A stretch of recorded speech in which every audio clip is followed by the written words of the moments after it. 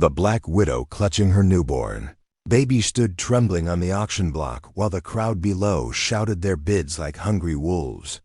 Serafina Washington held 3-month-old Mercy closer to her chest as the auctioneer's voice boomed across Copper Falls' dusty town square. Fine specimen here, gentlemen. Can read, write, cook, and clean.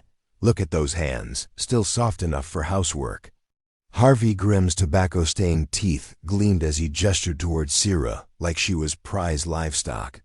The September sun beat down mercilessly on the wooden platform. Sweat beaded on Sierra's dark skin, but her spine remained straight. Her eyes swept the jeering faces below with quiet defiance. $50, called out a voice from the back. 75, shouted another. Magnus Hartwell stepped forward from the crowd. His black suit was pristine despite the dust swirling around everyone else. Silver hair slicked back with pomade, eyes like winter ice. $100. The crowd murmured. Hartwell owned half the territory, and his reputation with women was darker than his expensive clothes. Sierra's grip tightened on baby Mercy.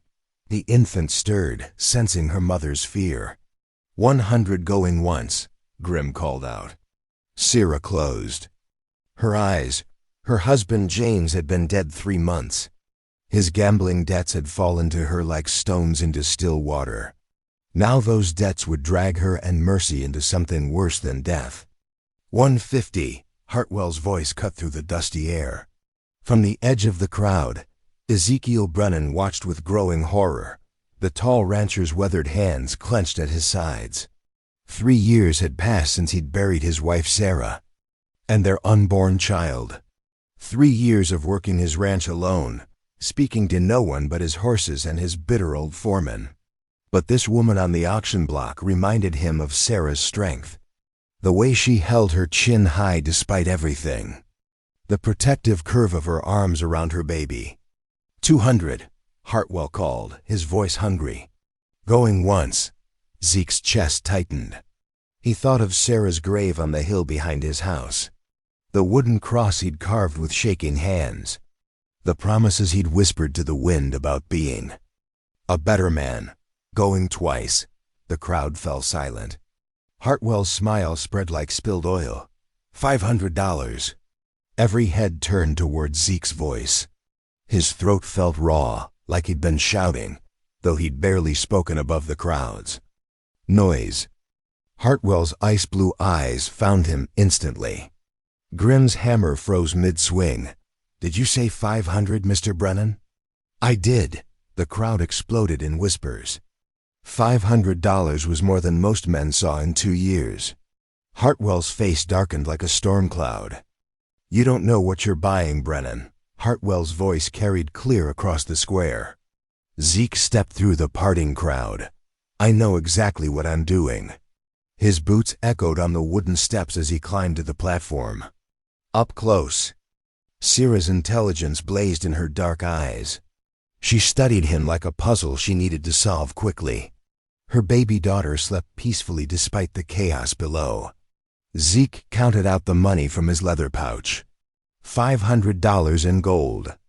And silver. His savings from 3 years of selling cattle and living like a hermit. Sold to Ezekiel Brennan, Grimm announced, his hammer finally falling. Hartwell's men pressed closer to the platform. 6 of them, all armed, all watching their boss for orders. The land baron's jaw worked like he was chewing nails. This ain't over, Brennan. Not by a long shot. Zeke helped Sierra down from the platform. Her hand trembled in his, but her voice stayed steady when she whispered, Why? Because it was right. They walked through the hostile crowd toward Zeke's wagon. Sierra clutched baby Mercy with one arm while her free hand moved to something hidden. In her dress folds, a knife handle, Zeke realized. She was ready to fight if this turned bad. The wagon ride out of town stretched in tense silence. Dust clouds followed them down the dirt road. Sierra kept glancing back, watching for pursuit. Her baby daughter's soft breathing was the only sound besides creaking wheels and horse hooves.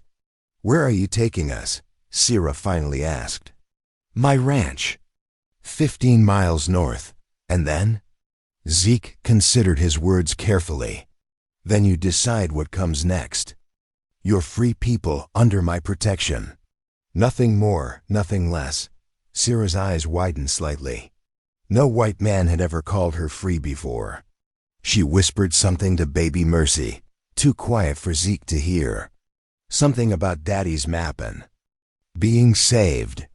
The ranch buildings appeared as the sun touched the western mountains. A modest house, a barn, corrals filled with cattle.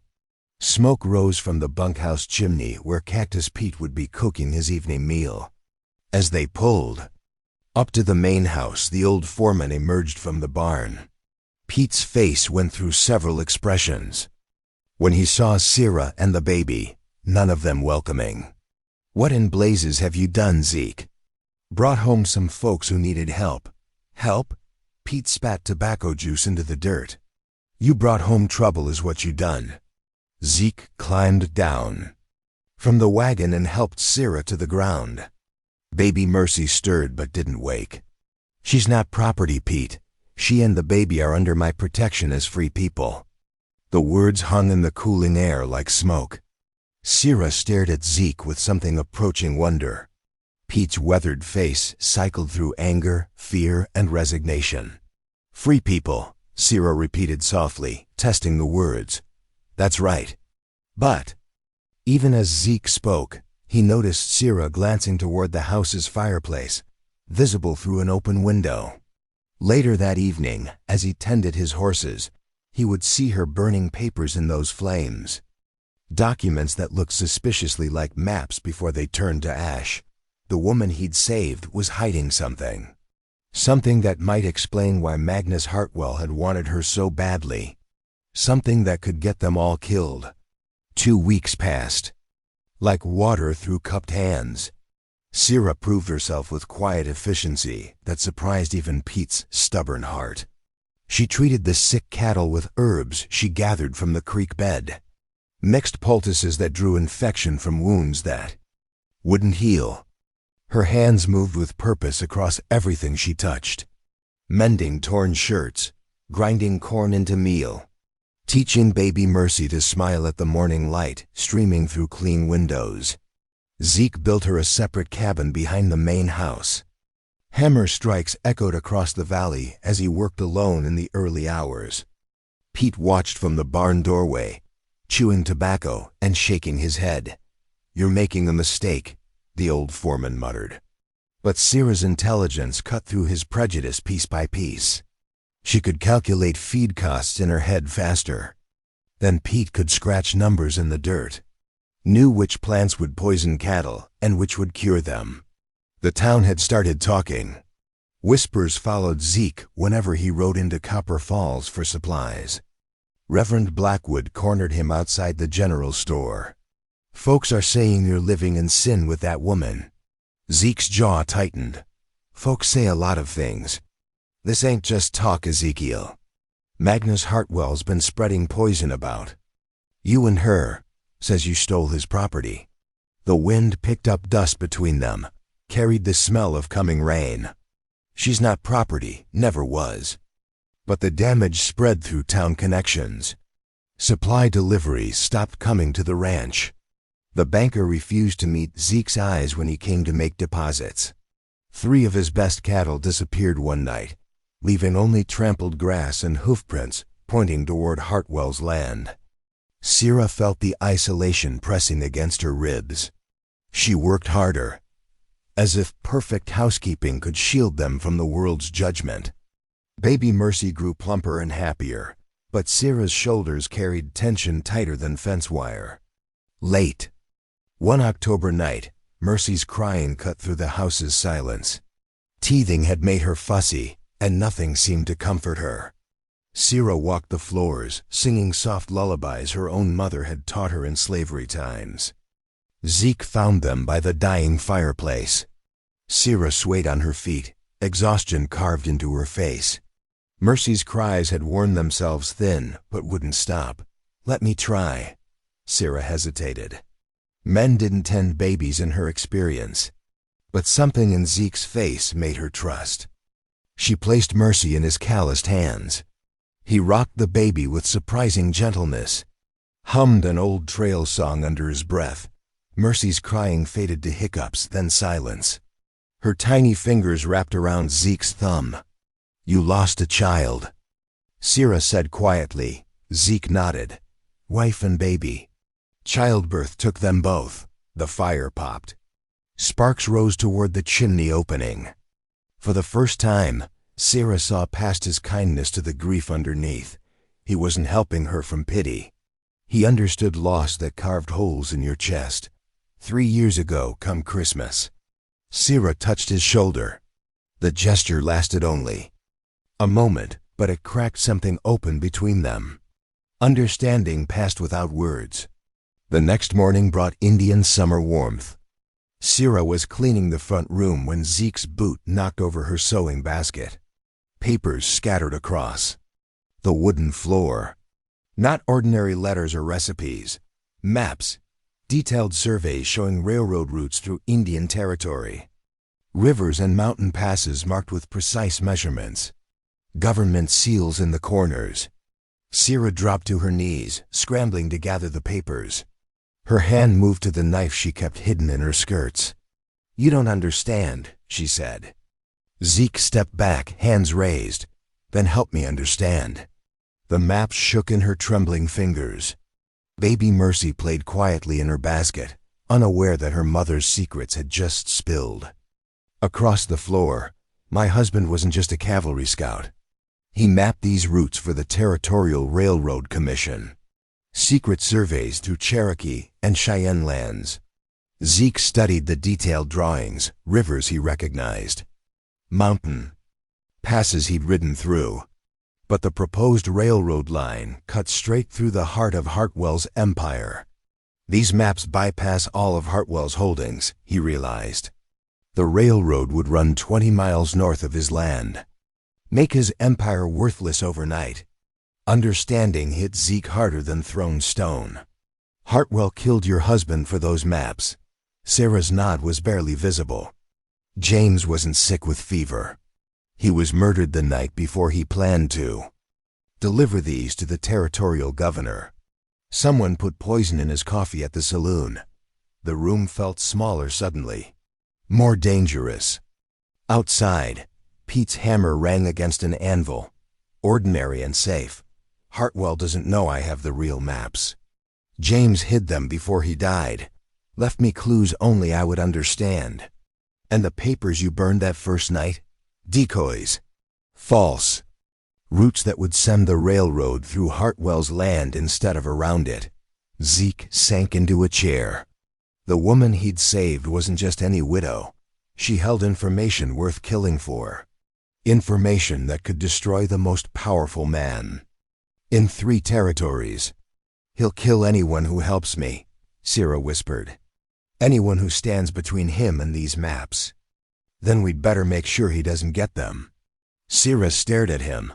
"You don't know what you're saying." "I know exactly what I'm saying."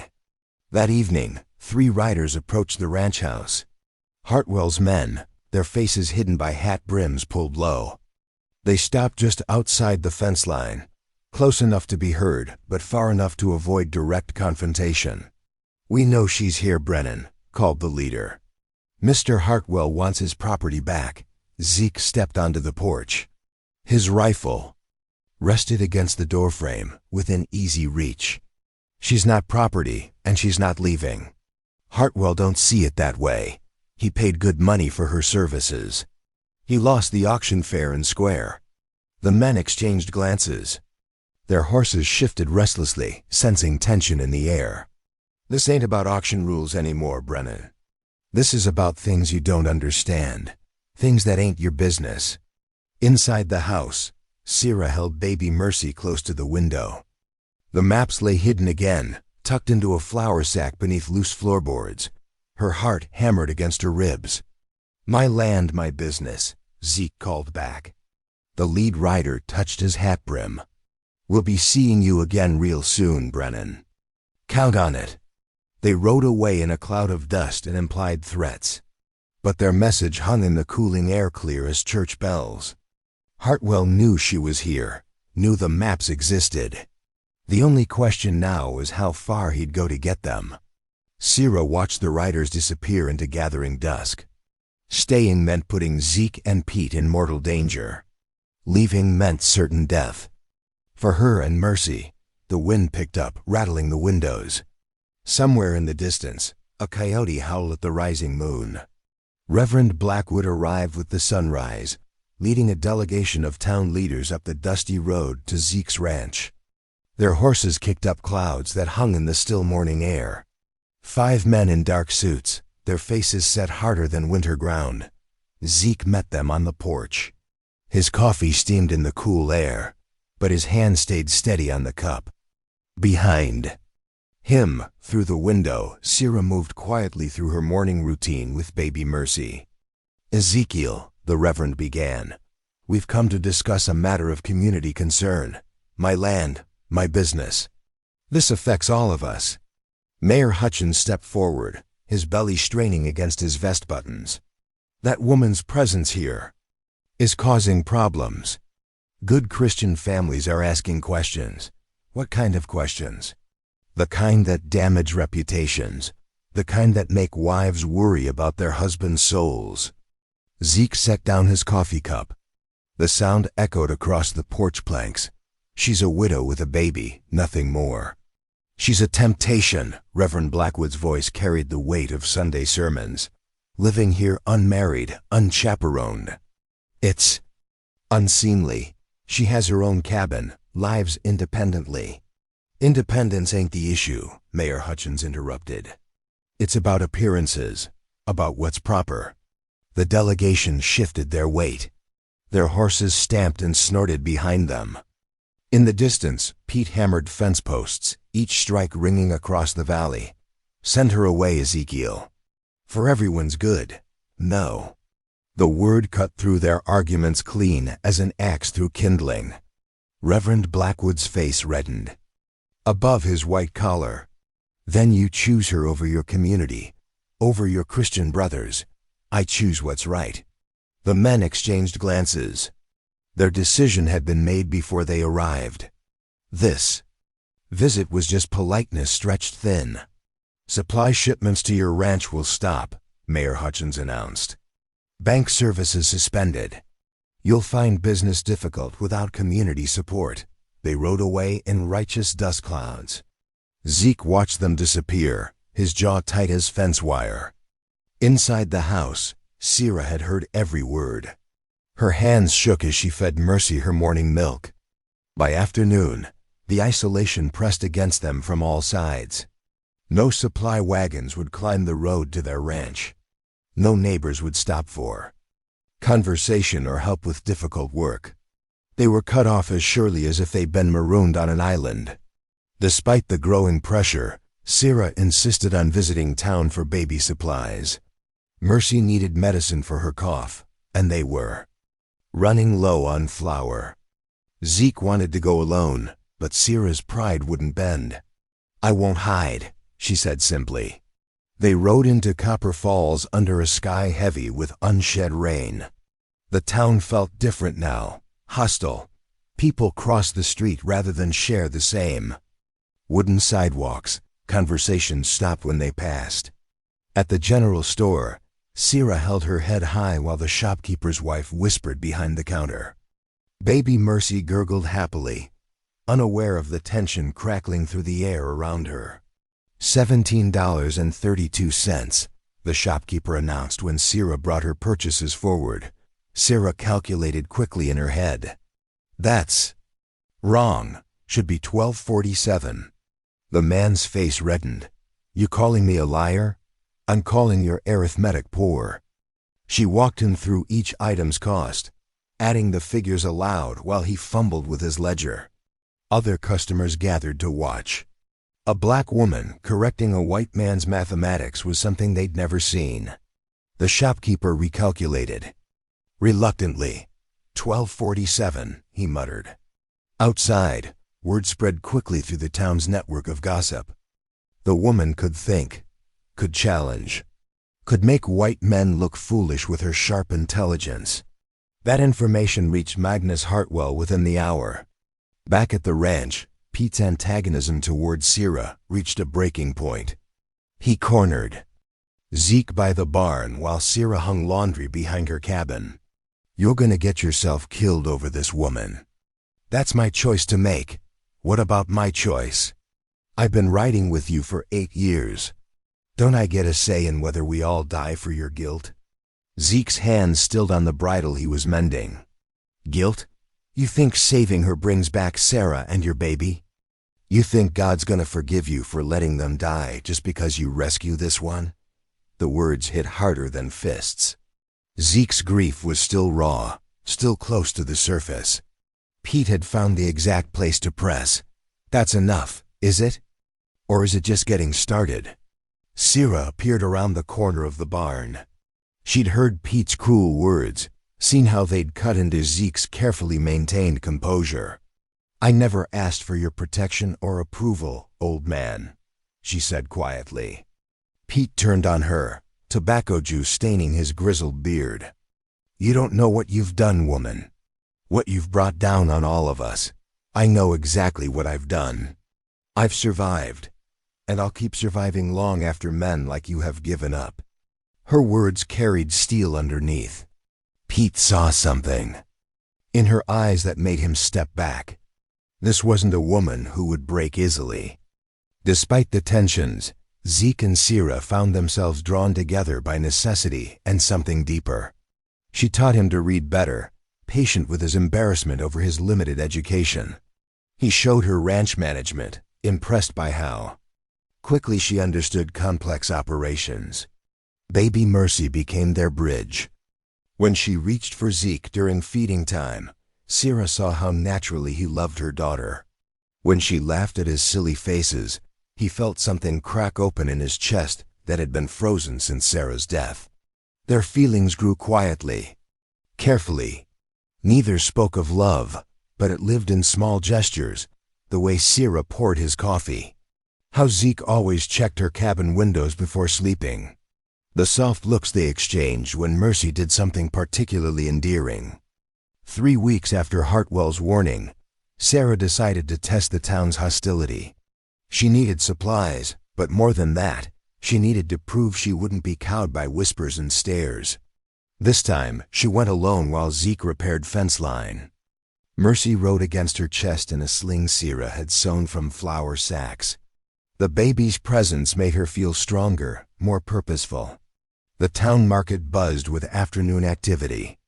Farmers sold vegetables from wagon beds. Children played between the stalls. Normal life continuing despite the undercurrents of tension. Sarah bought what she needed with quiet dignity, paid exact change, spoke politely to those who would acknowledge her, ignored the whispers that followed her movements. She was loading her purchases into the wagon when Hartwell's men surrounded her. 6 of them, moving casual as predators. Their leader, a thin man with cruel eyes, stepped close enough that she could smell whiskey on his breath. "Mr. Hartwell wants to speak with you, ma'am." "I have nothing to say to Mr. Hartwell. He thinks different." The man reached for baby Mercy's sling. Sarah's hand moved to her hidden knife, but another man grabbed her wrist. In the struggle, Mercy began crying, her tiny voice cutting through the market's noise. "Come quiet, and the baby don't get hurt." Sarah's world narrowed to her daughter's safety. Nothing else mattered. Not her pride, not her secrets, not even her life. "I'll come." They were loading her into Hartwell's expensive carriage when Zeke's voice cut through the crowd. "Let them go." He stood at the market's edge, his rifle cradled loosely in his arms, not threatening, but ready. The entire town stopped to watch. Hartwell emerged from his carriage, silver hair gleaming in the afternoon sun. His smile was all teeth and no warmth. "Brennan, we were just having a conversation with your house guest. Looked like kidnapping to me." Strong words. "You sure you want to use them?" The market had gone silent. Children pressed close to their mothers. Men touched their hat brims nervously. This was the confrontation everyone had been expecting. "She's not property," Zeke said clearly. "She's family." The word hit the crowd harder than gunshot. Family. A white rancher claiming a black woman and her baby as family. In front of the whole town, Hartwell's smile disappeared. "Family, is it? That's interesting. Very interesting indeed." He released Sierra with a theatrical bow. "My apologies for the misunderstanding, ma'am. Enjoy your afternoon with your family." But his eyes promised this was far from over. As his carriage rolled away, dust swirled around. The silent market. Sierra clutched baby Mercy close, her heart hammering against her ribs. Zeke had just painted a target on all their backs, and the whole town had witnessed him do it. The ride back to the ranch stretched in tense silence. Sierra held baby Mercy close while Zeke's jaw worked tight as rawhide. His public declaration had shifted everything between them. The word family hung in the air heavier than storm clouds. Back at the ranch house, emotions ran high as creek water after spring rain. Sierra paced the front room while Mercy slept peacefully in her basket. The baby's innocence made the danger surrounding them feel sharper, more urgent. "He would have taken her," Sierra whispered. "Used her to make me talk." Zeke cleaned his rifle with methodical precision. Each movement deliberate, controlled. "He won't get another chance. You don't understand what you've done. Calling us family in front of the whole town. I meant it." The words settled between them solid as foundation stones. Sierra stopped pacing, her hands stilled on her skirt fabric. "This isn't just about protecting us anymore," she said quietly. "It's about survival." That night, Sierra made her decision. She found Zeke on the porch, staring out at the star-scattered darkness. Baby Mercy fussed against her shoulder, restless, with the tension that surrounded them all. "I have to take the maps to the territorial governor. It's the only way to stop Hartwell permanently." Zeke's chair creaked as he turned toward her. "That's a 3-day ride through hostile country. I know the risks." "So do I, and you're not going alone." Sierra had expected argument, not partnership. "It'll be dangerous for you too. We're past worrying about safe." His certainty surprised her. This quiet rancher had committed himself completely to their protection. More than protection, to their future together. The next morning brought Pete's confession, delivered with the reluctance of a man swallowing bitter medicine. He found Sierra feeding chickens behind her cabin while Zeke prepared for their journey. "Need to tell you something," Pete began, his weathered hands twisting his hat brim. Sierra scattered corn for the hens without looking up. "Then tell it. 20 years back, I saw a rancher help a family. Black family, running from trouble down south. Good people, just trying to make a life. The chickens pecked around Sarah's feet, oblivious to the weight of Pete's words. That rancher got lynched for his kindness. Strung up from an oak tree while his neighbors watched, and I did nothing to stop it." Sierra's hand stilled on the feed bucket. She finally looked at Pete, seeing past his gruff exterior to the guilt eating him from inside. "I've been hostile to you because I'm scared. Scared of losing another good man to hatred. Scared of failing again when it matters. And now?" Pete's voice cracked rough as old leather. "Now I figure running from fear is worse than facing it." He pulled a folded paper from his shirt pocket. "Been watching Hartwell's men, tracking their movements. They got patterns, weaknesses. You'll need this. Information for your journey." Sierra took the paper, understanding flooding through her. Pete hadn't been just grumbling and complaining. He'd been protecting them in his own way, gathering intelligence while appearing hostile. "There's more," Pete continued. "I know a route through the mountains. Hidden trail I used during my trapping days. Hartwell's men won't know it." That afternoon, baby Mercy reached for Pete while he explained the mountain route to Zeke. The child's tiny fingers wrapped around the old man's calloused thumb, and something cracked open in his weathered face. Never had children, he said. Quietly, always figured I was too rough for such tender things. But Mercy gurgled happily at his attention, seeing no gruffness, only kindness. In that moment, Pete understood what Zeke and Sierra were building. Not just survival, but family. Chosen through courage rather than blood. The three adults spent the evening planning their strategy. Pete would stay at the ranch, making it appear they were still there, while Zeke and Sierra took the hidden mountain route to the territorial capital. Hartwell's got men watching the main roads, Pete explained, pointing to marks on his hand-drawn map, but this trail runs through Apache country. Most folks avoid it. What about the Apache? Sierra asked. They leave travelers alone mostly, long as you show respect. Don't take nothing that ain't yours. Don't leave messes behind. As they prepared for the journey, Sierra and Zeke found themselves working together with quiet efficiency. She packed supplies while he checked weapons and equipment. Baby Mercy would travel in a carrier Pete crafted from leather and soft cloth. That evening, with preparations complete, they sat around the fireplace planning final details. Mercy played on a blanket between them, her happy babbling a counterpoint to their serious conversation. When this is over, Zeke said quietly, I want to ask you properly. Not because you need protection, but because I can't imagine life without you both. Sarah's hands stilled on the sewing in her lap. And if we don't survive this, then we'll have tried to do right. That's worth something. The fire popped, sending sparks up the chimney. Outside, wind rattled the windows with promises of changing weather. Yes, Sierra said simply. Zeke looked up from cleaning his pistol. Yes? When you ask properly, the answer will be yes. Understanding passed between them deeper than words. They were committing to more than marriage, to building something together that could withstand the hatred surrounding them. The next morning dawned clear and cold. Frost covered the grass in silver patterns that would melt with the rising sun.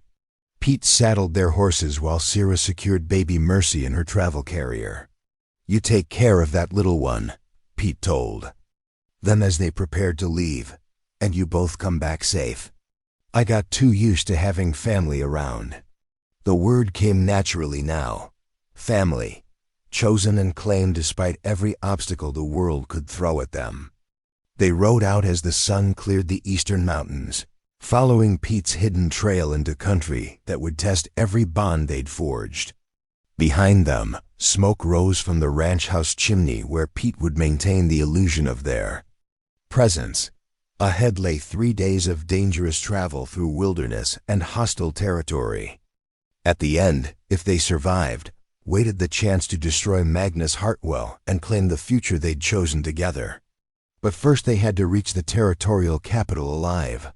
With baby Mercy depending on them both, failure wasn't an option. They could consider. The mountain trail wound upward through pine forests and rocky canyons. Each mile took them further from safety and deeper into the unknown, but also closer to the justice that would finally free them from the shadows of the past. Sarah adjusted baby Mercy's carrier and urged her horse forward. Behind her, Zeke rode with quiet determination. Ahead stretched the path toward their freedom. The wind carried the scent of pine and possibility through the mountain air. The mountain trail wound through pine forests thick as cathedral walls. Zeke led their small procession while Sierra followed, baby Mercy secured against her chest in Pete's leather carrier. The path climbed steadily upward, each switchback revealing new vistas of wilderness stretching toward distant peaks. Their horses picked careful steps along rocky ledges where a stumble meant death. The air thinned with altitude, forcing frequent stops to rest the animals. Mercy seemed to enjoy the journey, her dark eyes wide with wonder at the towering trees and dancing shadows. By afternoon of the first day, the trail had narrowed to barely more than a deer path. Ancient pines crowded close on both sides, their branches interlocking overhead to block most of the sky. The silence felt heavy, watchful. Zeke raised his hand, signaling a halt. Behind them, dust clouds rose above. The tree line. Riders pushing hard up the mountain slopes they'd left hours earlier. Hartwell's men, Sarah whispered. They urged their horses faster along the treacherous path. Baby Mercy bounced against Sarah's chest but made no complaint, as if sensing the danger surrounding them. Pine branches whipped at their clothes as they rode through passages barely wide enough for mounted travelers. The pursuit grew closer. Hoofbeats echoed off canyon walls, amplified by the mountain acoustics. Zeke counted at least 4 riders, maybe more. Too many to fight in open ground. He guided them into a narrow ravine where the trail split 3 ways. Without hesitation, he chose the steepest path, the one that climbed toward bare rock peaks, where horses would struggle but determined people might survive. The chase stretched through the afternoon. Their pursuers knew the country well, following tracks through terrain that should have hidden their passage. Hartwell had hired experienced men, hunters who could read sign in bare rock. As evening approached, they reached a small clearing beside a mountain stream. The horses needed water desperately, foam flecking their necks from the hard climb. Zeke and Sarah had no choice but to stop despite the approaching danger. While the animals drank, they shared jerky and hardtack in tense silence.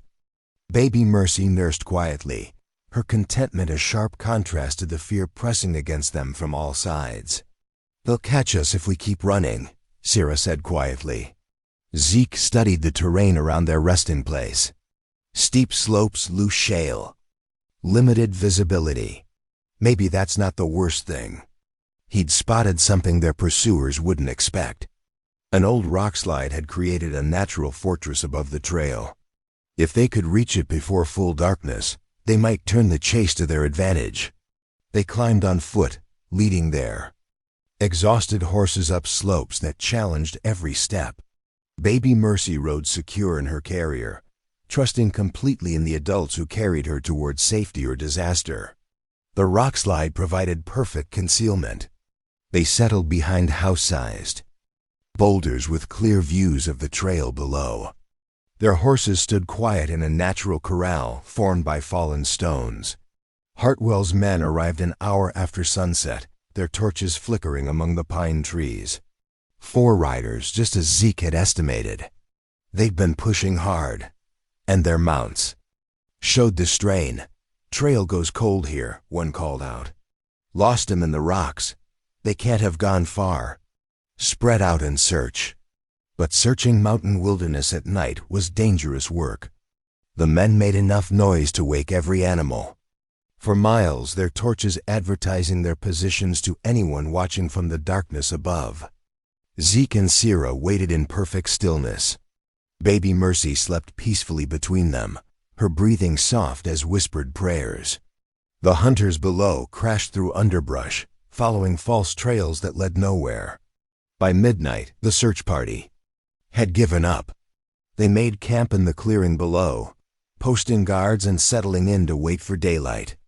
Their overconfidence would cost them in the morning when they discovered their quarry had vanished completely. Zeke led his family through the darkness along paths only mountain sheep would attempt. They climbed by starlight, trusting their horses' sure footing on terrain that would kill the unwary. Each step took them further from their pursuers and closer to the territorial capital. Dawn found them on a high ridge overlooking valleys that stretched to the eastern horizon. Behind them, the mountain peaks caught first light, painting snow-covered summits in shades of rose and gold. "We made it through the worst," Zeke said quietly. Sarah adjusted Baby Mercy's carrier, making sure the child stayed warm in the thin mountain air. The worst is still ahead. She was right. Reaching the territorial capital meant facing Governor Matthews and his bureaucracy. It meant trusting strangers with information that could change the future of the territory. It meant gambling everything on justice in a world that rarely rewarded the righteous. They descended through easier country as the morning progressed. The trail widened, allowing them to ride side by side for the first time since leaving the ranch. Baby Mercy watched the changing scenery with bright interest, pointing tiny fingers at birds and butterflies. Around their small campfire that evening, they finally spoke of futures beyond survival. Sierra taught Mercy to clap her hands, while Zeke whittled a wooden toy from pine branch.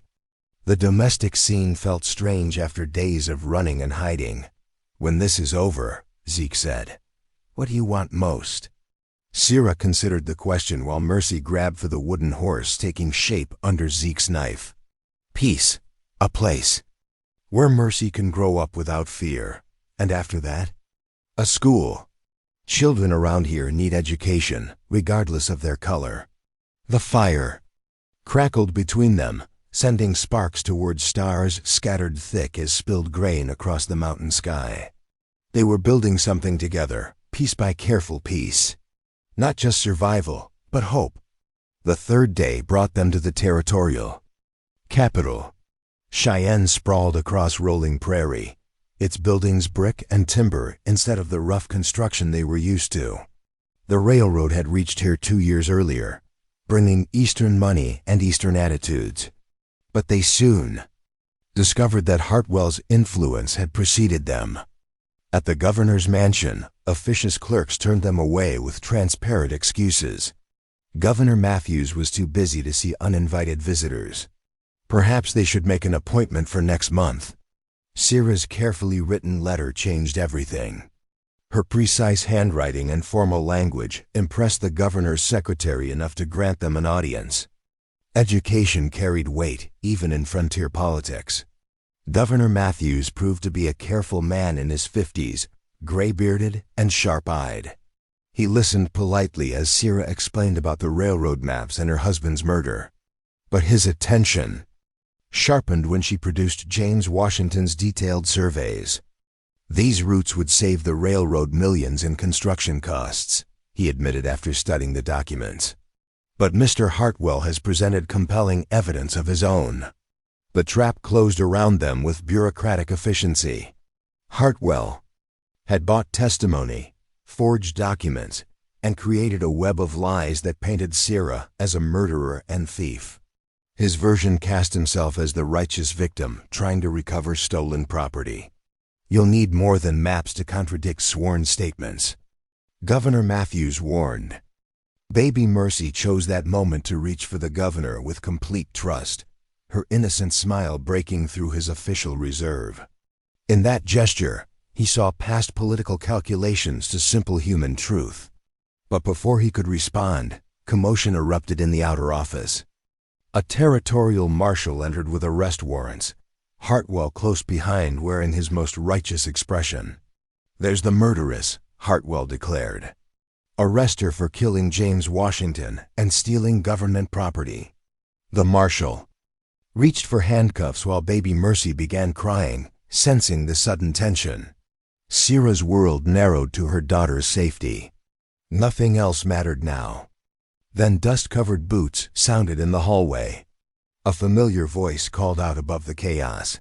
"Governor Matthews." "Got evidence you need to see."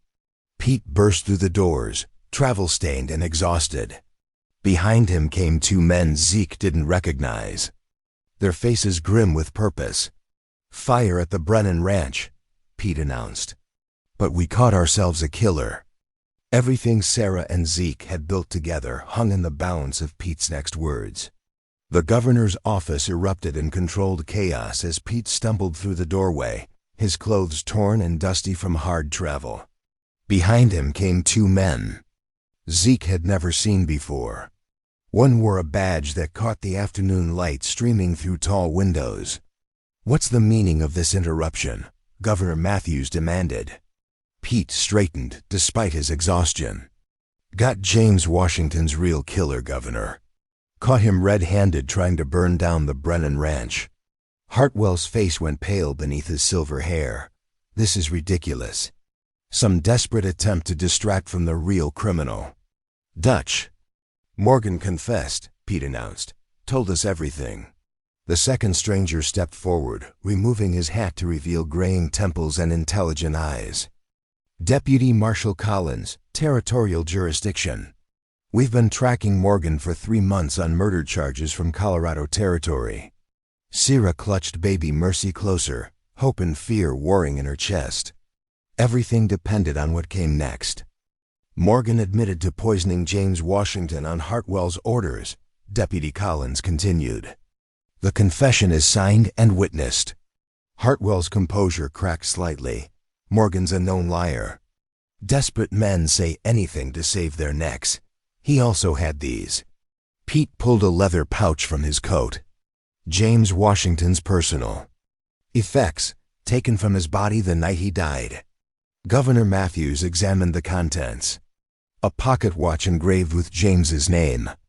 A photograph of Sierra holding newborn Mercy. A letter in James's handwriting, half finished and addressed to the Territorial Railroad Commission. This letter describes his discovery of corruption in the survey process. The governor read aloud.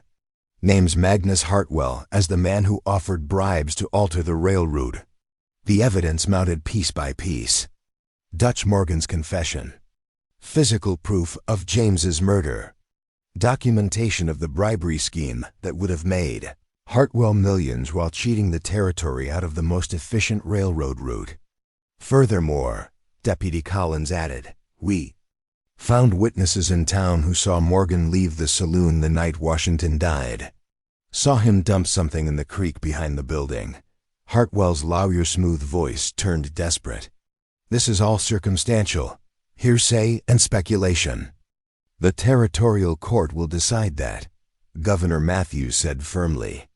Marshal, place Mr. Hartwell under arrest pending investigation. But Hartwell wasn't finished. As the marshal reached for him, he lunged toward Sierra and baby Mercy. If I'm going down, I'm taking them with me. His hands closed around Mercy's tiny form, pulling her from Sarah's arms. The baby's cries filled the suddenly silent office. Sierra's maternal instincts exploded into protective fury. Give me my daughter. One step closer and she pays for all. Of this, the room held its breath. Then baby Mercy did something that changed everything. She reached toward Zeke with complete trust, her tiny fingers stretching toward the man who'd become her father in all but blood. In that moment of distraction, Pete moved with surprising speed for his age. He tackled Hartwell from behind, sending them both crashing into the governor's desk. Baby Mercy tumbled safely into Zeke's waiting arms. The territorial marshal and Deputy Collins subdued Hartwell quickly. His empire of corruption crumbled in the space of minutes, brought down by an old cowboy's courage and a baby's innocent trust. 3 months later, spring had come to the Brennan Ranch. Wildflowers dotted the meadows where cattle grazed peacefully. The railroad had compensated Sierra handsomely for James's maps, giving her financial independence and the means to build her own future. But she'd chosen to build it with Zeke. The wedding took place on a Sunday afternoon in May, with half the territory in attendance. Reverend Blackwood performed the ceremony, his previous objections forgotten in the face of their obvious devotion to each other. Sierra wore a simple dress of blue cotton that brought out the warmth in her dark eyes. Zeke had trimmed his beard and put on his only good suit. Baby Mercy, now walking on unsteady legs, served as their flower girl by scattering dandelion petals across the grass. Pete stood as Zeke's best man, his weathered face beaming with pride. The community that had once shunned them now celebrated their union. Sierra's courage and intelligence had won respect that transcended the prejudices of the time. During the ceremony, Mercy took her first confident steps, toddling between Sarah and Zeke as they exchanged vows. The symbolism wasn't lost on anyone present. This family had been built on choice, not chance. On love that refused to bow to hatred. The reception stretched into evening, with music and dancing under stars that seemed brighter than usual. Sierra had insisted on a community celebration, open to all who wished to attend. Black and white families mingled freely, their children playing together in the gathering dusk. 6 months after the wedding, the scene had become routine. Sunday afternoons brought families from across the territory to the Brennan Ranch for communal meals and shared fellowship. The dining table Zeke had built could seat 20 people, and it was rarely empty. Sarah had established her school in the old bunkhouse, teaching children of all colors to read and write. Her students included the sons and daughters of former slaves, the children of white homesteaders, and even a few Apache youngsters whose parents had begun to trust the strange white woman who treated everyone with equal respect. Zeke's ranch prospered with Sarah's intelligent management and Pete's experienced guidance. They'd hired a mixed crew of ranch hands who worked together without regard for the artificial barriers that divided so much of the territory. Baby Mercy, now a confident toddler, ruled the household with the benevolent tyranny of a much-loved child. She spoke her first words in both English and the Apache phrases she'd picked up from some of Sarah's students. Her laughter echoed through the ranch buildings, a sound that never failed to bring smiles to adult faces. The final image captured everything they'd built together. Sarah stood in the doorway of her schoolhouse, watching her students practice, their letters on slate boards. Zeke worked nearby with Pete and their ranch hands, mending fence that would protect the cattle grazing in green pastures. Mercy played safely in the yard between them, surrounded by the family they'd all chosen to create. Not a family bound by blood or law, but by something stronger. Love that had been tested by hatred and emerged victorious. Courage that had faced down corruption and won justice.